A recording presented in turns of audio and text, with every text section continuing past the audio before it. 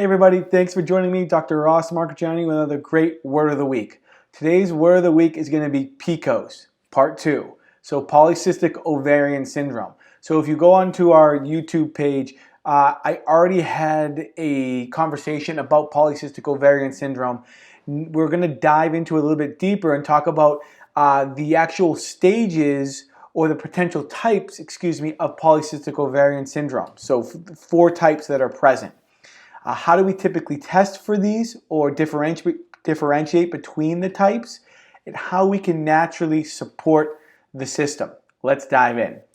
So first, traditional PCOS, just a quick prelude from our conversation from the first PCOS video, typically is hirsutism, so male facial pattern, acne, amenorrhea, or which is no periods, or irregular periods. A lot of these women have difficulty with conception, so it can be a really devastating issue to deal with. But typically what is done is ultrasound over the ovaries, which really you cannot rule in or rule out PCOS. Really the best way to look at it is doing a blood analysis, and we typically will see a hypersecretion in luteinizing hormone. We'll see hyperandrogenism, so basically high androstenedione, high testosterone. We can see high estrogen or high DHEA. We can also see a high ratio of estrogen compared to androgens, but that's typically what we'll see. And this will be the overactivation of what's called the delta 4 pathway of steroidogenesis. So basically the delta 4 pathway of estrogen formation. And it basically goes in this pattern, starting with pregnenolone and then going down into your androstenedione and then converting into testosterone, and then the end product being estrogen, high levels of estrogen. So that's typically what we see in what is considered traditional polycystic ovarian syndrome. But let's get into some of the types and the ways we may be able to differentiate between certain issues with polycystic ovarian syndrome. So we have insulin resistance PCOS. So basically what happens here is you may still have some high levels of androgens, but you're going to have high levels of insulin, right? You're going to be insulin resistant. Now this is the majority of the cases with PCOS make up insulin resistance PCOS. So some other markers we can look at, you're going to see high levels of hemoglobin A1C, high levels of glucose, high levels of fructosamine. This one I don't want you to use. We won't use a ton of inflammatory markers, but we could also use C-peptide, which is a byproduct. So when the pancreas releases insulin, it's also going to release a C-peptide. For this, in all of this, just as a basis, we want to make sure we have good nutrition, a good foundation for typically a paleo diet, so high in lots of good color of the rainbow vegetables, good clean protein in moderation with good amounts of fat.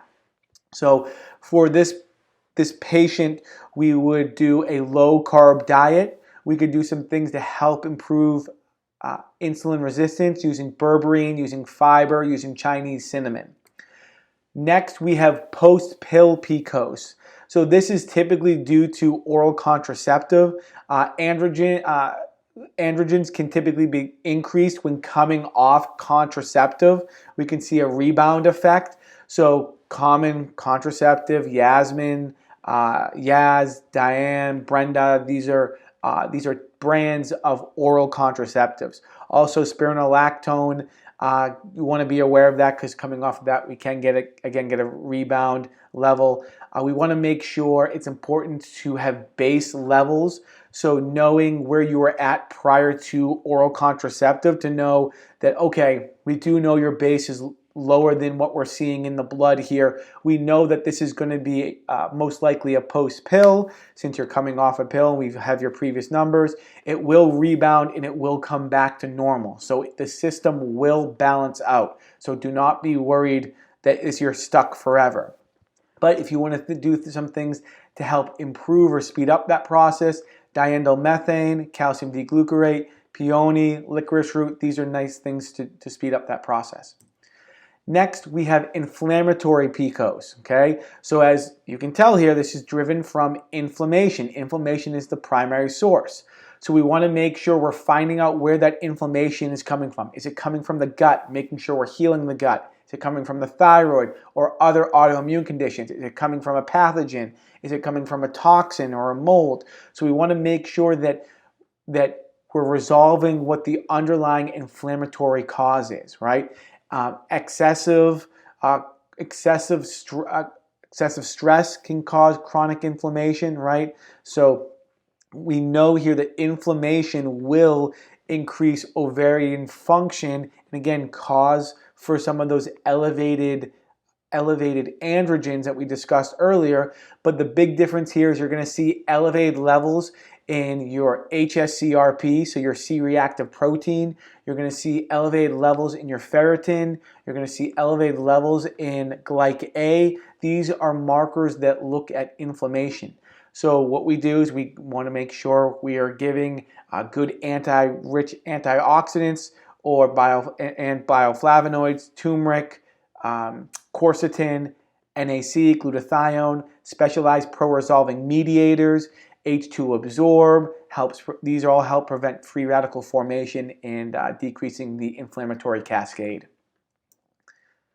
And then the last one here is adrenal picose. This is not seen as frequent. It's definitely lower in the chart or the hierarchy here. This will typically present with normal androgens. So you'll have normal androstenedione, you'll have normal testosterone, but we'll see elevated dihydroepiandrosterone, so DHEA sulfate and DHEA. Some good things here to help combat this. Good B vitamins, certain adaptogenic herbs, whether it's reishi, whether it's gotu-kola, whether it is ashwagandha, using good adaptogenic herbs, some phosphatidylserine to help, or phoscholine to help bring down that overactivity of the adrenal glands, and so again, diindolylmethane here. So those were our 4 different types here. Again, we had the first and most common, which is going to be insulin resistant. Look at your blood sugar markers to figure that one out. Next one will be your post-pill, coming off oral contraceptive. Remember, the system will return to normal. Inflammatory, look at our inflammatory markers there to figure that out. And then adrenal, looking at our DHEA, probably going to look at your pregnenolone as well, but mainly your DHEA. I hope this was beneficial. If you know anyone who's struggling with PCOS, please share this information with them, and don't hesitate to reach out for any question. Thank you for your time and have a great day.